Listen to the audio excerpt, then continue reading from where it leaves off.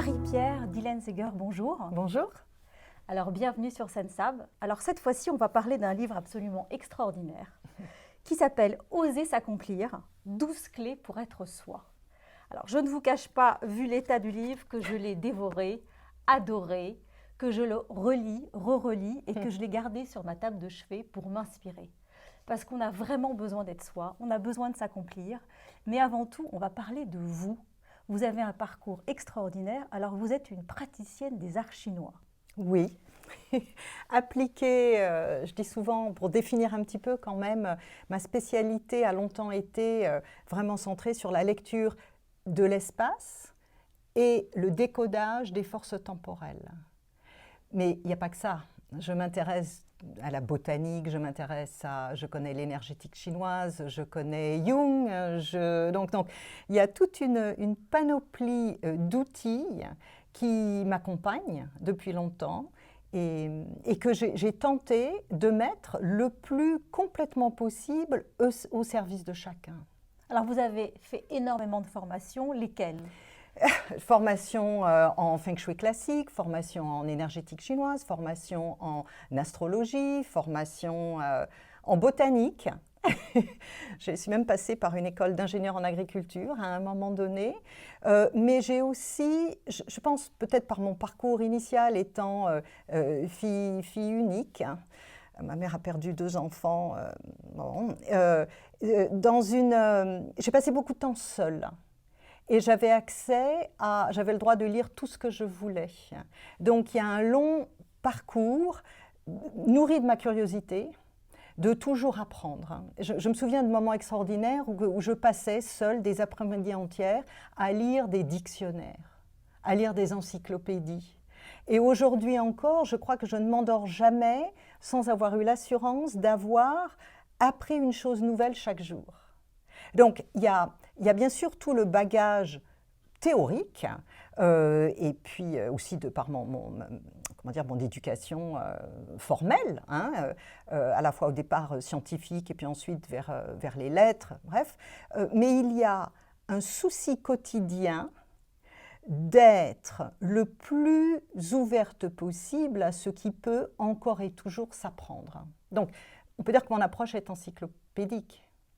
Alors, dans ce livre qui s'appelle « Oser s'accomplir », que je vous recommande vivement, vous nous donnez évidemment plein de clés pour pouvoir supporter les soucis du quotidien, pour pouvoir être à notre maximum dans plein de situations. Maximum de force et de vitalité. Parce que ça, c'est important. Parce que la vitalité, c'est la force de vie, le qi dans la pensée chinoise, c'est le souffle de vie qui nous anime du moment où nous arrivons, où nous nous incarnons, jusqu'à notre dernier souffle. Donc mon objectif, mon souci, ma motivation est de repérer chaque jour, pour moi et puis pour les personnes qui me consultent, ce qui va venir éroder cette force de vie. Et cette force de vie, c'est l'envie le matin de sauter du lit. Qu'est-ce qui va venir l'éroder et qu'est-ce qui, au contraire, parce qu'il n'y a pas qu'une seule approche, va pouvoir nourrir, replenish en anglais, ces forces de vitalité qui sont dans la culture chinoise et puis en médecine chinoise, la condition de la santé. Bien sûr. Donc avant de partir dans la résolution de problématiques, même professionnelles ou d'affaires ou de prospérité, la première chose, c'est quel est l'état de vitalité de la personne qui me consulte et de moi aussi. Donc c'est une vigilance de tous les instants, c'est une curiosité pour repérer ce qui va au quotidien nourrir la vitalité d'une personne, et nous sommes tous très différents. Donc il n'y a pas de formule clé magique applicable à tout le monde. Par contre, il y a un travail que je cherche, travail, le terme va peut-être faire peur, c'est pas si difficile que ça, pour identifier ce qui nous nourrit. Est-ce que c'est la proximité des plantes? Est-ce que c'est le fait d'être dans un environnement où l'international est présent? est-ce que c'est un certain type de nourriture plus que d'autres? Nous le savons. Mais ayant été formatés à accepter ce qui vient, la vie n'est pas facile, on ne peut pas faire tout ce qu'on veut, on ne va pas y arriver, et puis pour qui tu te prends, de penser vouloir tracer ta route.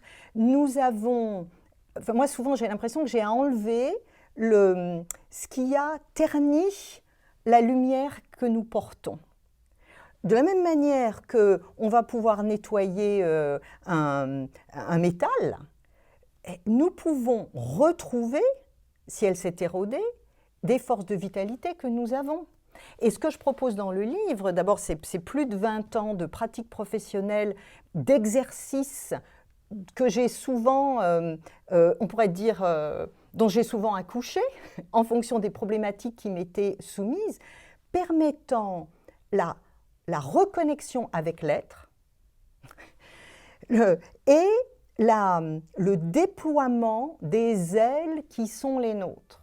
Alors, ce n'est pas magique, ce n'est pas en faisant comme ça. Cela nécessite un effort de vigilance, un effort d'acceptation que peut-être nous sommes dans une ornière, mais le problème, ce n'est pas l'ornière, c'est de ne pas cultiver la possibilité de ne pas voir la suivante. La vie est faite d'ornières, la vie est faite de difficultés. Donc mon travail, il est de proposer des exercices, des rituels, parfois avec humour, faciles à faire quelques minutes par jour, pour permettre à l'individu de respirer un petit peu plus profondément.